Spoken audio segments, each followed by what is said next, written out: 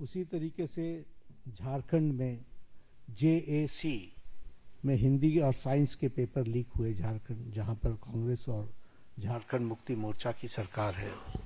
तेलंगाना में वहां पर इंटरमीडिएट के लैंग्वेज के पेपर लीक हुआ और वहां पर भी हमको मालूम है कि कांग्रेस और सीपीआई की सपोर्टेड सरकार है।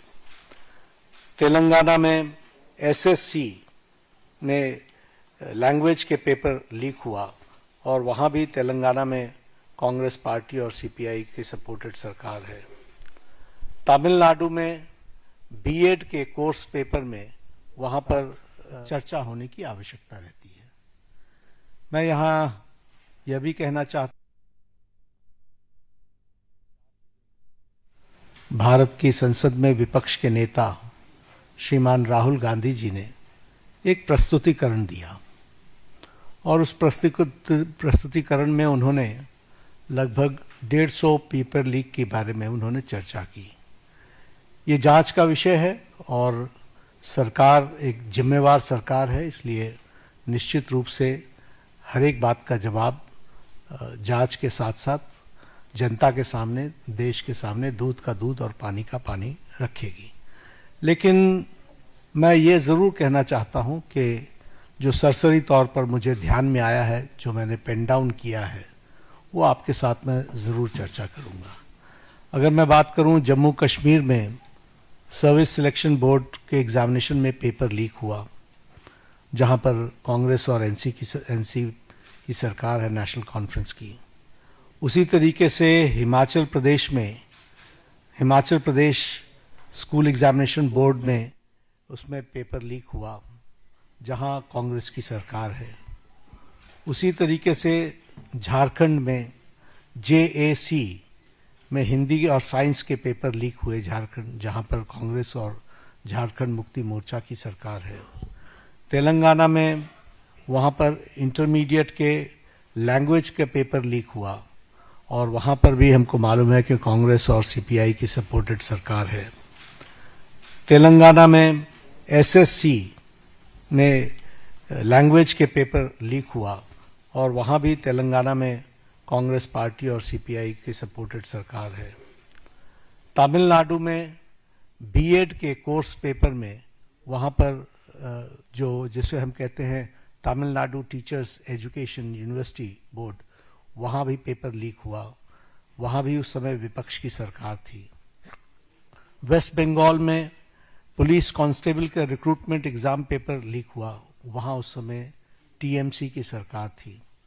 पंजाब में Punjab subordinate service selection board, इसमें ग्रुप बी के एग्जामिनेशन में इसमें भी पेपर लीक हुआ और मैल प्रैक्टिसेस भी हुए हैं। उसी तरीके से केरला में स्टेट में पीएससी के 26 एग्जाम पेपर में इरेगुलरिटीज हुई हैं। कर्नाटक में जहां पर कांग्रेस की सरकार है, वहां भी प्रेपरेटरी बोर्ड एग्जाम में पेपर लीक हुआ, पीयूसी के पेपर में लीक हुआ। तो इस तरीके से मेरे को तो ये कुछ नाम मैंने लिए हैं अभी। ये इसकी बहुत लंबी फेयर लिस्ट है जिसके बारे में हम चर्चा चाहेंगे कि जब चर्चा हो। लेकिन मैं पूछना चाहूंगा विपक्ष के नेता से, राहुल गांधी जी से, कि आप सिलेक्टिव क्यों हैं? Why are you so selective?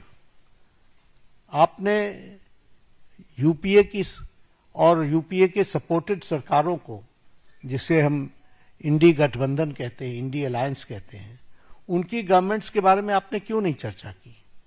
क्यों आपने अपने आप को उससे अलग रखा? यह स्पष्ट बताता है कि आपका उद्देश्य छात्रों का हित नहीं है।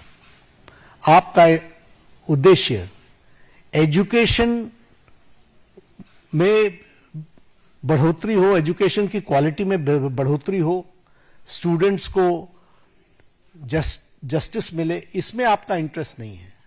आप स्टूडेंट्स के विषयों को, डिमांड्स को लेकर के आप पॉलिटिकल माइलेज लेना चाहते हैं, राजनीतिक रोटियां सेकना चाहते हैं, जो कि दुर्भाग्यपूर्ण है।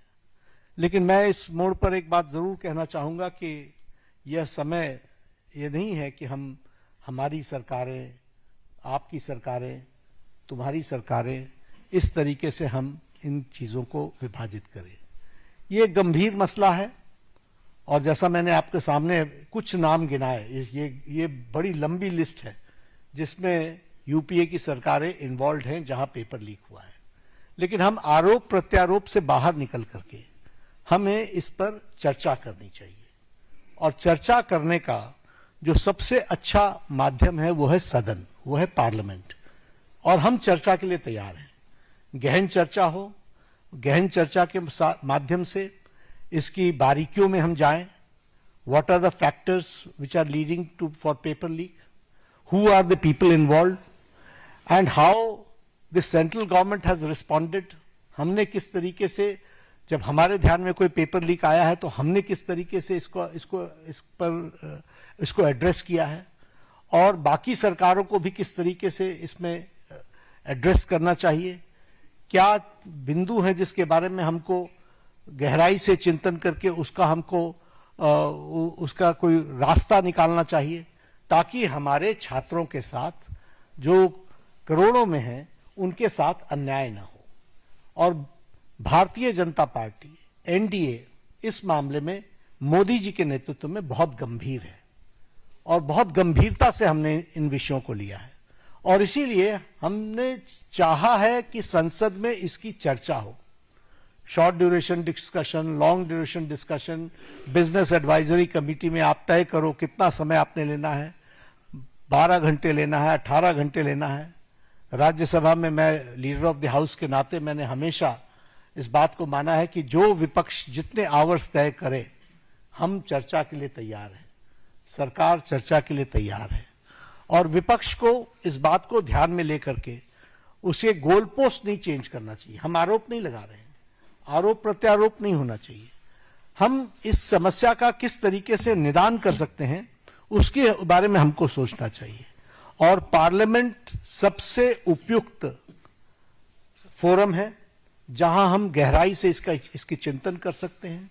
ड्यूरेशन विपक्ष तय करे और उसमें हर एक एस्पेक्ट्स के बारे में चर्चा हो, और हम कोई ठोस नीति लेकर के आए, क्योंकि बच्चे कोई हमारे हैं, आपके हैं, वो देश के भविष्य हैं, और देश के भविष्य की चिंता करना हमारी जिम्मेवारी है, और हमारी जिम्मेवारी में सरकार के साथ साथ विपक्ष की जिम्मेवारी भी है।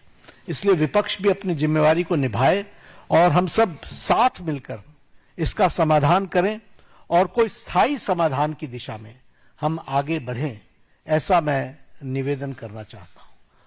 आज मेरी तरफ से इतना ही कहना है। मैं फिर आपको आश्वस्त करता हूं कि मोदी जी के नेतृत्व में चलने वाली सरकार जिम्मेवार सरकार, रिस्पॉन्सिबल गवर्नमेंट, रिस्पॉन्सिव गवर्नमेंट, ये हमेशा आतुर है कि सभी बातों की संसद में चर्चा होनी चाहिए, और हम चर्चा के लिए तैयार हैं। एक मिनट 2-3 सवाल ले पाएंगे, ज्यादा सवाल ले नहीं पाएंगे हम लोग। आमोद राय।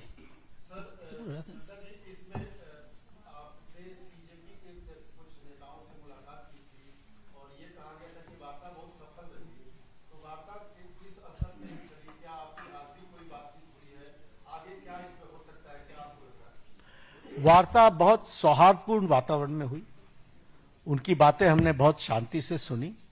उनको मैंने ये भी कहा कि आप लिख करके देंगे तो अच्छा रहेगा। उन्होंने वो सारी बातें लिखी है। मैंने कहा मैं आपको रिस्पॉन्ड करूंगा। मैंने उनको रिस्पॉन्ड किया, और मैंने उनको कहा है कि हम चर्चा के लिए तैयार हैं।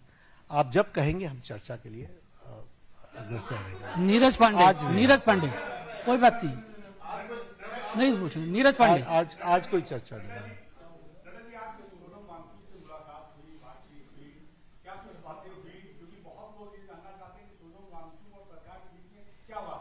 नहीं, हम तो उनका हालचाल पूछने गए। उनकी शिफ्टिंग हुई सफदरजंग से, हम वो मेदांता में पहुंचे, तो एक तो वो आईसीयू में थे, तो वहां पर बहुत रिस्ट्रिक्टेड वातावरण होता है, लेकिन उसके बीच में हमने उनका हालचाल पूछा, उनके बेटरमेंट की बातचीत हमने की, और हमने कहा कि आप अपना अनशन तोड़िए और आप मुख्य धारा में शामिल होकर के बच्चों को सही डायरेक्शन की तरफ आप ले जाएं। हमारा सरकार सारी विषयों के बारे में चर्चा करने के लिए खुली है, और वो हमेशा उसको एड्रेस करेगी। तो उन्होंने कहा ठीक है, हम इस पर आपको आई विल रिस्पॉन्ड बैक। आज उन्होंने पत्र लिखा है मुझे, ओपन लेटर लिखा है। हम उस पर जवाब देंगे और जवाब दे करके वार्ता आगे बढ़े, इसकी हम चिंता करेंगे। जतिन ठक्कर, आपने कहा कि ये रिस्पॉन्सिव सरकार है, ये आपने शुरू किया था, ये आपने शुरू किया। को पुलिस कार्रवाई हुई बच्चों पर, उस पर आप क्या कहेंगे? उसकी गहन चर्चा होगी ना, पार्लियामेंट में चर्चा होगी, डिटेल में हम चर्चा करने के लिए तैयार हैं। जब हमने कह दिया everything related to paper leak, we are ready to discuss on the forum of the parliament, will discuss. चलिए हम डिस्कस, आपने शुरू एक किया एक सवाल कीजिए। नहीं, इस तरीके से नहीं होते। हम चर्चा के लिए तैयार हैं, वो पार्लियामेंट में होगी, वो अपनी बातों को रखे, सरकार जवाब देगी। था। शर्मा जी पूछो, लास्ट सवाल आप जल्दी पूछो। मैं पार्लियामेंट में चर्चा करेंगे ना।